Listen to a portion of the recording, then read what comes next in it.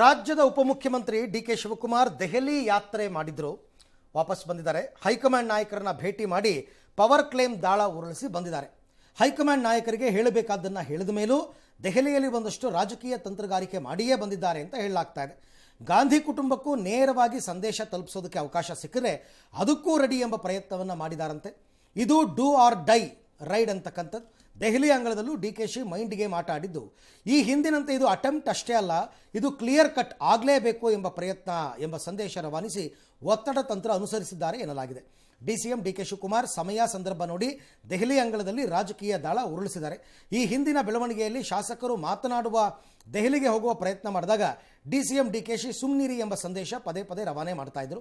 ಆದರೆ ಹೈಕಮಾಂಡ್ಗೆ ನೀಡಿದ ಮೇ 10ರ ಗಡುವಿನವರೆಗೆ ಕಾದ್ ನೋಡೋದಕ್ಕೆ ಮುಂದಾಗ್ತಾರಾ? ಈ ಬಾರಿ ಡಿ.ಸಿ.ಎಂ ಡಿ.ಕೆ.ಶಿ ಹೊಸ ರೀತಿ ಆಟ ಶುರು ಮಾಡ್ತಾರಾ? ಕುತೂಹಲ ಜಾಸ್ತಿ ಆಗಿದೆ. ನಾನು ಯಾವುದೂ ಪೊಲಿಟಿಕಲ್ ಇಶ್ಯೂಸ್ನ ಮೀಡಿಯಾ ಮುಂದೆ ಮಾತಾಡೋದು. ಟೈಮ್ ಬಂದಾಗ ನಿಮಗೆಲ್ಲ ಅದೆಲ್ಲ ಗೊತ್ತಾಗ್ತದೆ ಅಂತ ನಾನು ಹಿಂದೆನೇ ಹೇಳಿದ್ದೀನಿ. ಸೊ ಅಲ್ಲಿ ನಾಟ್ ಇದು ಏನು ನಮ್ಮಲ್ಲೇನು ಯಾವ ಸಮಸ್ಯೆ ಏನೂ ಇಲ್ಲ, ಯಾವ ಪಾಲಿಟಿಕ್ಸು ಇಲ್ಲ, ಏನಿಲ್ಲ. ಏನೇನಾಗಬೇಕು, ಏನೇನು ತೀರ್ಮಾನಗಳಾಗಿದೆಯೋ ಆ ತೀರ್ಮಾನಗಳ ಪ್ರಕಾರ ಏನಿಲ್ಲ. ಅವ್ರು ಏನು ಯಾವ ಟೈಮಲ್ಲಿ ಏನು ಮಾಡಬೇಕು ಮಾಡ್ತಾರೆ. ನಮ್ಮ ಪಾರ್ಟಿಲಿ ಏನು ಬೇಕಾದ್ರೂ ಮಾಡ್ತಾರೆ, ಏನು ಸಮಸ್ಯೆ ಇಲ್ಲ. ನಮಗೆ ನಮ್ಮ ಪಕ್ಷದ ಮೇಲೆ ವಿಶ್ವಾಸ ಇದೆ, ಏನು ಮಾಡಬೇಕು ಮಾಡ್ತಾರೆ. ನಿಮ್ಗೇನೋ ಇರ್ಬೋದು ಅಷ್ಟೇ. ನಾನು ಯಾವತ್ತೂ ಚರ್ಚೆ ಮಾಡೋಕ್ಕೆ ಹೋಗಿಲ್ಲ. ಹೈಕಮಾಂಡ್ ಯಾವಾಗ ಏನು ಮಾಡ್ತಾರೋ ಒಪ್ಕೋತೀವಿ ಅಂತ ನಾನು ಚೀಫ್ ಮಿನಿಸ್ಟರ್ ಇಬ್ಬರು ಹೇಳಿದ್ದೀವಿ. ಆ ಪ್ರಕಾರ ನಾವು ನಡ್ಕೊಂಡು ಹೋಗ್ತೀವಿ. ಡಿ.ಕೆ. ಬ್ರದರ್ಸ್ ದೆಹಲಿ ಭೇಟಿ ಬಗ್ಗೆ ಎಂಎಲ್ಸಿ ಯತೀಂದ್ರ ಪ್ರತಿಕ್ರಿಯೆಯನ್ನು ಕೊಟ್ಟಿದ್ದಾರೆ. ಎಲ್ಲಾ ಪಕ್ಷದಲ್ಲೂ ಕೂಡ ಹೈಕಮಾಂಡ್ ನಾಯಕರನ್ನ ಭೇಟಿ ಮಾಡ್ತಾರೆ, ಅದರಂತೆ ನಮ್ಮ ಪಕ್ಷದಲ್ಲೂ ಕೂಡ ಆಗಿದೆ, ಅದರಲ್ಲೂ ಹೊಸತನ ಏನೂ ಇಲ್ಲ ಅಂದ್ರು. ಸಚಿವ ಸಂಪುಟ ಹೈಕಮಾಂಡ್ಗೆ ಬಿಟ್ಟ ವಿಷಯ ಅಂದಿದ್ದಾರೆ. ಇದೇ ವೇಳೆ ಸಿಎಂ ಸಿದ್ದರಾಮಯ್ಯ ವೀಕ್ ಆಗಿದ್ದಾರೆ ಅನ್ನೋ ಸ್ವಪಕ್ಷೀಯರ ಹೇಳಿಕೆ ಕುರಿತಾಗಿಯೂ ಕೂಡ ಮಾತನಾಡಿ, ಸಿಎಂ ವೀಕ್ ಆಗಿದ್ದಾರೆ ಅಂತ ಯಾರು ಹೇಳ್ತಾರೆ, ಅದಕ್ಕೇನು ಕಾರಣ? ಸಿಎಂ ಅಂತೂ ಅಡ್ಮಿನಿಸ್ಟ್ರೇಷನ್ ಚೆನ್ನಾಗಿ ಮಾಡ್ತಾ ಇದ್ದಾರೆ, ಏನೇ ಸಮಸ್ಯೆಗಳಿದ್ರೂ ಒಂದೊಂದಾಗಿ ಬಗೆಹರಿಸ್ತಾ ಇದ್ದಾರೆ, ಒಳ ಮೀಸಲಾತಿ ಸಮಸ್ಯೆ ಬಗೆಹರಿಸಿದ್ದಾರೆ, ಯಾವುದೇ ಕಾರಣಕ್ಕೂ ಸಿಎಂ ನಿಶಕ್ತರಾಗಿಲ್ಲ ಅಂದ್ರು. ಇನ್ನು ಸಚಿವ ಸತೀಶ್ ಜಾರಕಿಹೊಳಿ, ಸಂತೋಷ್ ಲಾಡ್ ಎಲ್ಲರೂ ಕೂಡ ಹೈಕಮಾಂಡ್ ಕಡೆಗೆ ಬೊಟ್ಟು ಮಾಡಿದ್ದಾರೆ.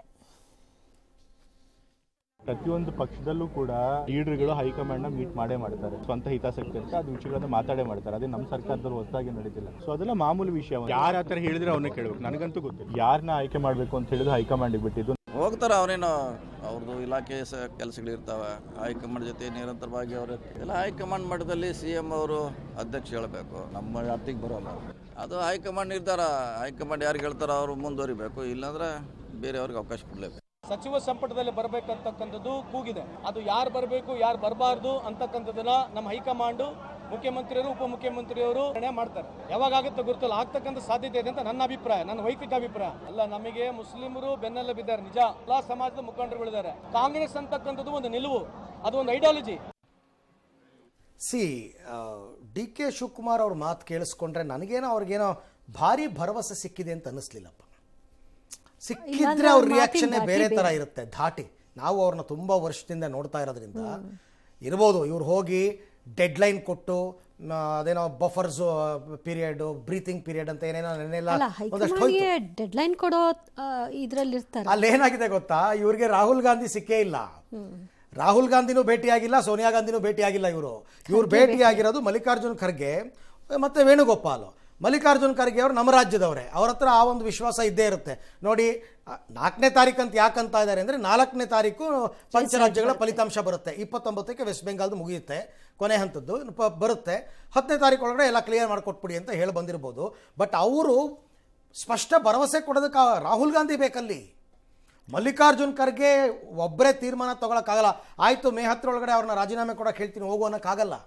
ಮಾತಾಡ್ತೀನಿ ಅಂತ ಹೇಳಿ ನೀವೇನು ಹೇಳಿದೀಯಪ್ಪ ಅಷ್ಟನ್ನು ಕೂಡ ನಾನು ರಾಹುಲ್ ಗಾಂಧಿ ಅವ್ರಿಗೆ ತಲುಪಿಸ್ತೀನಿ, ರಾಹುಲ್ ಗಾಂಧಿ ಅವ್ರು ಬಂದಮೇಲೆ ನಿಮ್ಮನ್ನು ಮತ್ತೆ ಕರೆಸ್ತೀನಿ, ಮಾತಾಡ್ಕೊಳ್ಳಿ ಅಂತ ಬಿಟ್ಟಿರ್ತಾರೆ ಹೊರತು ಇನ್ನೇನು ಸಿಕ್ಕಿರಲ್ಲ. ಹಾಗಾಗಿ ಅವರು ಬಹಳ ನಿರಾಶರಾಗಿ ಮಾತಾಡಿದ್ರು. ಅಬ್ಸರ್ವ್ ಮಾಡಿ ನೋಡಿ, ಅವ್ರ ರಿಯಾಕ್ಷನ್ ಬೇರೆ ರೀತಿ ಇರ್ತಾ ಇತ್ತು. ಆಯ್ತಾ? ಆಮೇಲೆ ಇನ್ನು ಸ್ವಲ್ಪ ದಿನ ಹೋದ್ಮೇಲೆ ಮೀಡಿಯಾದವರು ಬೇಕಾಗ್ತಾರೆ, ಅವ್ರು ಏನು ಹೇಳಬೇಕು ಅನ್ನೋದನ್ನ ತಲುಪಿಸೋದಕ್ಕೆ. ಇದೆಲ್ಲ ನಿಮಗೆ ಬೇಕಾಗಿರೋದು ಅಂತ ಈಗ ಮಾತಾಡ್ತಾರೆ. ಅದೆಲ್ಲ ಸಹಜ, ಅವ್ರದ್ದು ಕ್ವೈಟ್ ನ್ಯಾಚುರಲ್. ಬಟ್ ಇರ್ಬೋದು. ಈಗ ಯತೀಂದ್ರ ಸಿದ್ದರಾಮಯ್ಯನವರು ಡೇ 1 ಅವ್ರ ತಂದೆ ಪರವಾಗಿ ಬ್ಯಾಟ್ ಮಾಡ್ತಾನೆ ಇದ್ದಾರೆ. ರಾಜಣ್ಣ ಹೇಳಿದ್ದು ವೀಕ್ ಆಗಿದ್ದಾರೆ ಸಿದ್ದರಾಮಯ್ಯ ಅಂತ ನಾವಲ್ಲ. ನೀವು ರಾಜಣ್ಣ ಅವ್ರಿಗೆ ಉತ್ತರ ಕೊಟ್ಕೊಳ್ಳಿ. ರಾಜಣ್ಣ ಅವರು ಸಿದ್ದರಾಮಯ್ಯನವರು ಫಸ್ಟ್ ಟರ್ಮ್ ಸಿ ಎಂ ಆದಾಗಿದ್ದಂಗೆ ಈಗ ಇಲ್ಲ ಅಂತ ಹೇಳಿದ್ದಾರೆ, ಮಾಡ್ಕೊಳ್ಳಿ. ಆಮೇಲೆ ಇನ್ನೊಂದನ್ನು ಹೇಳಲೇಬೇಕು ನಾವು. ಡಿ ಕೆ ಶಿವಕುಮಾರ್ ಕೇವಲ ಉಪಮುಖ್ಯಮಂತ್ರಿ ಮಾತ್ರ ಅಲ್ಲ, KPCC ಅಧ್ಯಕ್ಷರು ಕೂಡ ಹೌದು. ಅವ್ರ ಪಾರ್ಟಿ ಸಂಘಟನೆ ಮತ್ತೊಂದು ಮಗದೊಂದು ಎಲ್ಲ ವಿಚಾರಗಳನ್ನ ಅವರು AICC ಅಧ್ಯಕ್ಷರನ್ನ ಹೋಗಿ ಭೇಟಿ ಮಾಡಿದ್ರೆ ಅದರಲ್ಲೇನು ತಪ್ಪಿಲ್ಲ. ಹಾಗಾಗಿ ಅದಕ್ಕೆ ಹೋಗಿದ್ದಾರೆ ಅಂತಲ್ಲ, ಇರಲಿ, ಮುಂದೆ ಏನು ಡೆವಲಪ್ಮೆಂಟ್ ಆಗುತ್ತೆ ನೋಡಿಕೊಂಡು 2 ದಿನ 3 ದಿನ ಹೋಗಿ ಕುತ್ಕೊಳ್ತಾರೆ ಅಂತಂದ್ರೆ ಇದಲ್ಲದೆ ಬೇರೆ ಇನ್ನೇನಿರುತ್ತೆ ಅದು ನಾವು ಹೆಂಗೆ ಅರ್ಥ ಮಾಡ್ಕೋತೀವಿ ಹಾಗೆ. ಇನ್ನು ಸಚಿವ ಡಿ ಸುಧಾಕರ್ ಶ್ವಾಸಕೋಶ ಸಂಬಂಧಿ ಸಮಸ್ಯೆಯಿಂದ ಸದ್ಯಕ್ಕೆ ಪ್ರಜ್ಞಾಹೀನ ಸ್ಥಿತಿಯಲ್ಲಿದ್ದಾರೆ. ಈ ಹೊತ್ತಲ್ಲೇ ಕೇಂದ್ರ ಸಚಿವ ಕುಮಾರಸ್ವಾಮಿ ದೊಡ್ಡ ಬಾಂಬ್ ಸಿಡಿಸಿದ್ದಾರೆ. ಚಿತ್ರದುರ್ಗದಲ್ಲಿ ಕುಮಾರಸ್ವಾಮಿ ಮಾತಾಡಿ, ಸಚಿವ ಸುಧಾಕರ್ ಸಾವು ಬದುಕಿನ ಬಗ್ಗೆ ಹೋರಾಟ ಮಾಡ್ತಿದ್ದಾರೆ, ಆದರೆ ಒಳಗೇನು ನಡೀತಾ ಇದೆ ಅನ್ನೋದನ್ನು ನೋಡಬೇಕು. ಆ ವ್ಯಕ್ತಿ ಎಷ್ಟು ನೋವು ಅನುಭವಿಸ್ತಾ ಇದ್ದಾರೆ, ಯಾವ ಕಾರಣಕ್ಕೆ ಕೆಲ ವಿಚಾರ ಮುಚ್ಚಿಟ್ಟಿದ್ದಾರೆ, ಹೆಬ್ಬೆಟ್ಟೊತ್ತಿಸ್ಕೊಳ್ಳೋದಕ್ಕೆ ಮುಚ್ಚಿಟ್ಟಿದ್ದಾರ, ಕೆಲ ವ್ಯಕ್ತಿಗಳು ಇಂಥ ಸಮಯ ದುರ್ಬಳಕೆ ಮಾಡಿಕೊಳ್ಳುವಲ್ಲಿ ಎಕ್ಸ್ಪರ್ಟ್ ಅಂತ ಮಾರ್ಮಿಕ ಹೇಳಿಕೆ ಕೊಟ್ಟಿದ್ದಾರೆ. ಈ ಮಧ್ಯೆ ಡಿ ಸುಧಾಕರ್ ಆರೋಗ್ಯ ವಿಚಾರಿಸೋದಕ್ಕೆ DCM DK ಶಿವಕುಮಾರ್ ಎಲೆಕ್ಟ್ರಾನಿಕ್ ಸಿಟಿಯ ಕಿಮ್ಸ್ ಆಸ್ಪತ್ರೆಗೆ ಭೇಟಿ ಕೊಟ್ಟಿದ್ದರು. ಈ ವೇಳೆ ವೈದ್ಯರಿಂದ ಮಾಹಿತಿ ಪಡೆದ DK ಸಚಿವ ಸುಧಾಕರ್ ಕುಟುಂಬಸ್ಥರಿಗೆ ಧೈರ್ಯ ತುಂಬಿದರು. ಸುಧಾಕರ್ ಅವರು ಶೀಘ್ರ ಗುಣಮುಖರಾಗಿ ಮತ್ತೆ ಜನಸೇವೆಗೆ ಮರಳಲಿ ಅಂತ ಪ್ರಾರ್ಥಿಸ್ತೀನಿ ಅಂತ DKಶಿ ಹೇಳಿದರು. ಸಾವಿನ ನಡುವೆ ಹೋರಾಟ ಮಾಡ್ತಿದ್ದಾಗ ಅಲ್ಲ ಒಳಗೆ ಏನು ನಡೀತಾ ಇದೆ ನೋಡಬೇಕಲ್ಲ. ಪಾಪ ಆ ವ್ಯಕ್ತಿ ಎಷ್ಟು ನೋವು ಅನುಭವಿಸ್ತಾ ಇದನ್ನೋ ಗೊತ್ತಿಲ್ಲ. ಯಾವ ಕಾರಣಕ್ಕೋಸ್ಕರವಾಗಿ ಕೆಲವು ವಿಷಯಗಳನ್ನ ಮುಚ್ಚಿಟ್ಟಿದ್ದಾರೆ, ಇಲ್ಲ ಹೆಬ್ಬೆಟ್ಟೊತ್ತಿಸ್ಕೊಳ್ಳೋಕ್ಕೆ ಮುಚ್ಚಿಟ್ಟಿದ್ದಾರೋ, ಇವೆಲ್ಲ ಇತಿಹಾಸ ನೋಡಿದ್ದೀವಿ. ಕೆಲವು ವ್ಯಕ್ತಿಗಳೇನಿದ್ದಾರೆ ಇಂಥ ಸಮಯವನ್ನು ದುರ್ಬಳಕೆ ಮಾಡ್ಕೊಳ್ಳುತ್ತಂದ್ರಲ್ಲಿ ಎಕ್ಸ್ಪರ್ಟ್ಗಳಿದ್ದಾರೆ. ಇದೇನೋ ಅವ್ರ ಫ್ಯಾಮಿಲಿ ಬಗ್ಗೆ ಹೇಳ್ತಾರೋ, ಸರ್ಕಾರದ ಬಗ್ಗೆ ಏನಪ್ಪ ನನಗೂ ಗೊತ್ತಾಗ್ತಾ ಇಲ್ಲ. ಏನು ಮುಚ್ಚಿಟ್ಟಿದ್ದಾರೆ ಅಂದ್ರೆ ಏನು ಮುಚ್ಚಿಟ್ಟಿದ್ದಾರೆ, ಹೆಬ್ಬೆಟ್ಟೊತ್ತಿಸ್ಕೊಳ್ಳೋಕೆ ಮುಚ್ಚಿಟ್ಟಿದ್ದಾರೆ ಅಂದರೆ ಏನು, ನಾನು ಅರ್ಥ ಮಾಡ್ಕೊಂಡ ರೀತಿಯಲ್ಲಿ ಅದು ಏನಪ್ಪ ಗೊತ್ತಿಲ್ಲ. ನೋಡೋಣ, ಅವರ ಮಾತು ಮಾರ್ಮಿಕವಾಗಿದೆ. ಅಹಿಂದ ವರ್ಗದ ಸಾಮಾಜಿಕ ಹಾಗೂ ಶೈಕ್ಷಣಿಕ ಅಭಿವೃದ್ಧಿ ಕುರಿತು ಚರ್ಚೆಯ ಉದ್ದೇಶದಿಂದ ವಾಣಿಜ್ಯ ನಗರಿ ಹುಬ್ಬಳ್ಳಿಯಲ್ಲಿ ವಿಚಾರ ಸಂಕಿರಣ ನಡೆಯಿತು.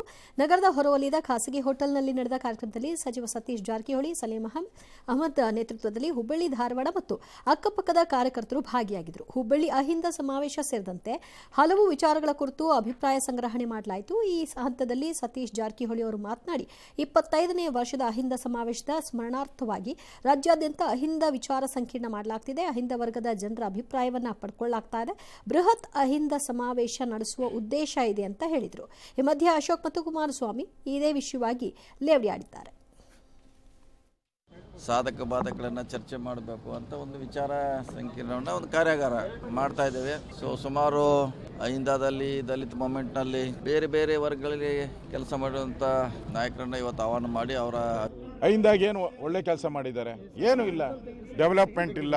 ಅಹಿಂದಾಗಳಿಗೆ ಬೋರ್ಡುಗಳಿದೆಯಲ್ಲ, ಅಹಿಂದ ಬೋರ್ಡುಗಳು, ವಾಲ್ಮೀಕಿ ನಿಗಮ ಇರ್ಬೋದು, ಅಂಬಿಗರ ಚೌಡಯ್ಯ ಇರ್ಬೋದು, ಈ ಥರದ್ದೆಲ್ಲ ನಿಗಮಗಳಿದೆ. ಹಣನೇ ಕೊಟ್ಟು ಅಹಿಂದ ಸಮಾವೇಶ ಮಾಡಕ್ಕೆ ಕೊಟ್ಟಿರೋದು ಕುರ್ಚಿ ಉಳಿಸ್ಕೊಳ್ಳೋಕ್ಕಷ್ಟೇ, ಜನಗಳ ಬದುಕನ್ನು ಸರಿಪಡಿಸೋಕ್ಕಲ್ಲ. ಈಗ ಅವ್ರ ಕುರ್ಚಿ ಅಳ್ಳಾಡ್ತದೆ ಅಂತ ಹೇಳಿ ಅದಕ್ಕೀಗ ಅಹಿಂದ ಜ್ಞಾಪಕ ಬರ್ತಾ ಇದೆ. ಇನ್ನು ಮಾಜಿ ಮುಖ್ಯಮಂತ್ರಿ BS ಯಡಿಯೂರಪ್ಪ ಅವರ ರಾಜಕೀಯ ಪಯಣಕ್ಕೆ 50 ವರ್ಷ ತುಂಬುತ್ತಾ ಇರೋ ಹೊತ್ತಲ್ಲಿ ಚಿತ್ರದುರ್ಗದಲ್ಲಿ ಮೇ 9ಕ್ಕೆ BSY ಅಭಿಮಾನೋತ್ಸವಕ್ಕೆ ಭರ್ಜರಿ ಸಿದ್ಧತೆ ನಡೆದಿದೆ. ಚಿತ್ರದುರ್ಗದ ಮಾದಾರ ಚೆನ್ನಯ್ಯ ಮಠದ ಬಳಿ ಕಾರ್ಯಕ್ರಮ ನಡೆಯಲಿದ್ದು, ಬೃಹತ್ ವೇದಿಕೆ ನಿರ್ಮಾಣ ಕಾರ್ಯಕ್ರಮಕ್ಕೆ ಬಿಜೆಪಿ ರಾಜ್ಯಾಧ್ಯಕ್ಷ ವಿಜೇಂದ್ರ, ವಿಪಕ್ಷ ನಾಯಕ ಅಶೋಕ್, ಚಿತ್ರದುರ್ಗದ ಸಂಸದ ಗೋವಿಂದ ಕಾರಜೋಳ ಸೇರಿದಂತೆ ಬಿಜೆಪಿ ಕಾರ್ಯಕರ್ತರು, ವಿವಿಧ ಮಠಾಧೀಶರು ಭೂಮಿ ಪೂಜೆ ಕಾರ್ಯಕ್ರಮದಲ್ಲಿ ಭಾಗಿಯಾದರು. ವಿಜೇಂದ್ರ ಮಾತಾಡಿ, ಕಾರ್ಯಕ್ರಮಕ್ಕೆ ಅಮಿತ್ ಶಾ ಸೇರಿದಂತೆ ಲಕ್ಷಾಂತರ ಕಾರ್ಯಕರ್ತರು ಆಗಮಿಸುತ್ತಾರೆ ಅಂತ ಹೇಳಿದರು. BS ಯಡಿಯೂರಪ್ಪ ತಮ್ಮ ಜೀವನದುದ್ದಕ್ಕೂ ಸಹ ಬಡವರ ಪರವಾಗಿ, ರೈತರ ಪರವಾಗಿ ಧ್ವನಿಯನ್ನ ಎತ್ತಿದಂತ ಒಬ್ಬ ಧೀಮಂತ ನಾಯಕರು. ಅವರ 50 ವರ್ಷಗಳ ಒಂದು ರಾಜಕೀಯ ಪಯಣವನ್ನ ಪೂರೈಸಿರ್ತಕ್ಕಂಥ ಶುಭಗಳಿಗೆನಲ್ಲಿ ಮೇ 9ನೇ ತಾರೀಕು ಒಂದು ಐತಿಹಾಸಿಕ ಕಾರ್ಯಕ್ರಮ ರಾಜ್ಯದ ಮೂಲ